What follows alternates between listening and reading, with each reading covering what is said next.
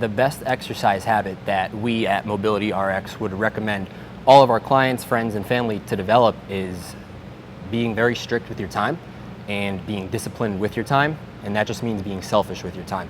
So working out is way more than just showing up to the gym and getting a workout in and sweating and whatnot.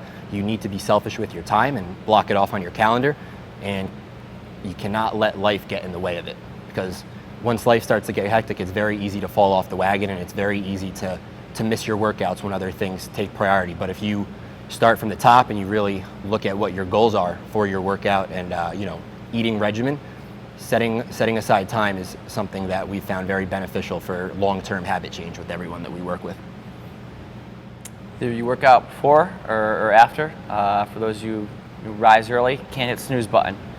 If you hit the snooze, then you lose. Snooze once, why not hit snooze twice? So recommendations for that: can't hit snooze. If you're going to work out after work, you got to have someone that, a trainer you count on or that counts on you. Tell your friends that you're going to the gym. That way, that you have something to look forward to. You have a workout buddy that you're going to work with, or someone that just knows you're going to be there. Because if no one knows you're going to be there, it's a lot easier to say no. But in the end, it's all worth it. It makes a difference, and that consistency adds up. Simple concept, not easy.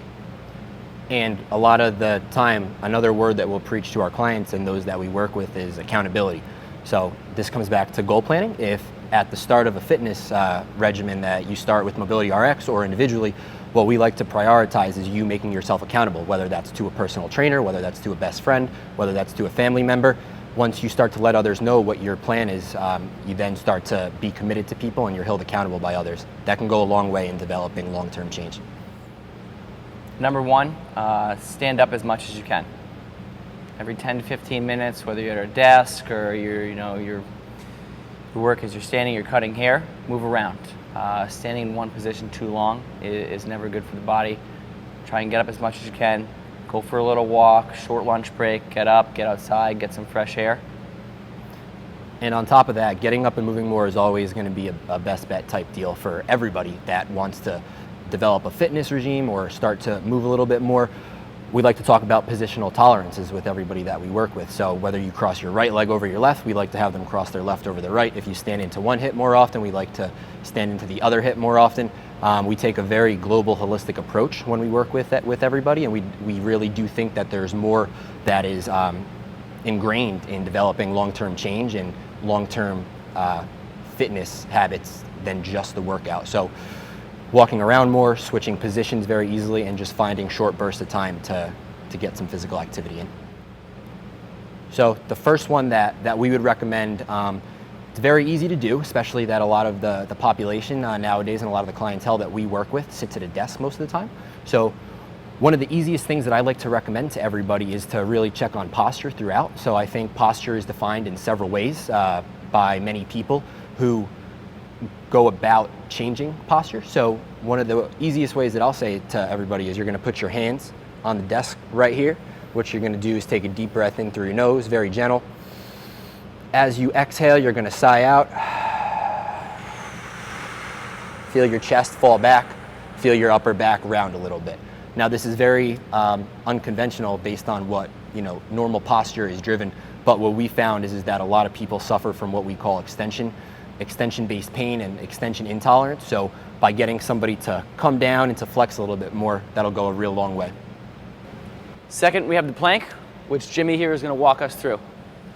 So we like to use the plank in a lot of our exercise and fitness programming for a multitude of reasons.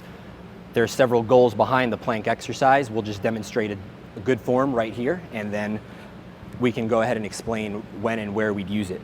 First things first, we'd like the legs to come back a little bit. We want good toe contact with the floor.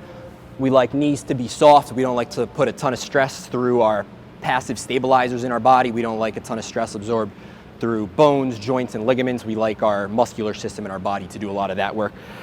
Next piece we like to cue a little bit of a rounding in the lower back and a rounding of the pelvis. Last piece we're gonna do is push the upper back away from the floor through the elbows. That way it lets our shoulder blades wrap around our rib cage and our upper body. You can hold for anywhere from 15 seconds to 60 seconds. and then rest. Third, we borrowed from the yogis, and that's child's pose. We like to use a child's pose in a lot of our programming also. We believe it's a great way to transition into a workout, incorporate within the workout, or to use to transition out of a workout. The child's pose teaches somebody how to round their spine.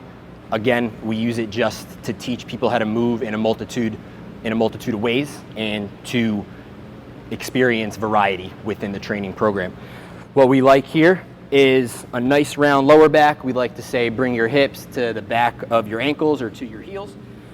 We like the entire spine to be round, so you see this is a little straight right here, and the way that we'll kind of correct that is just by coming in the front and kind of pushing the back like that.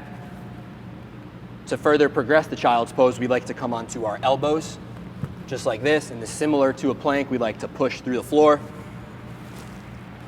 And just like that, that way we get a nice even curve along the top. Here at Mobility Prescription, we believe a strong offense is the best defense. Currently, heart disease is the #1 cause of death here in the United States, and we spend $320 billion a year on heart disease. Risk factors for heart disease include diabetes, high cholesterol, high blood pressure, and obesity. What do all these risk factors have in common, Jim? All these risk factors do have in common the fact that they are adaptations to an environment. So what we like to work on with those who we interact with is habit change. We like to teach people that in developing good fitness and nutrition habits, everything that Ryan just spoke about is 100% preventable.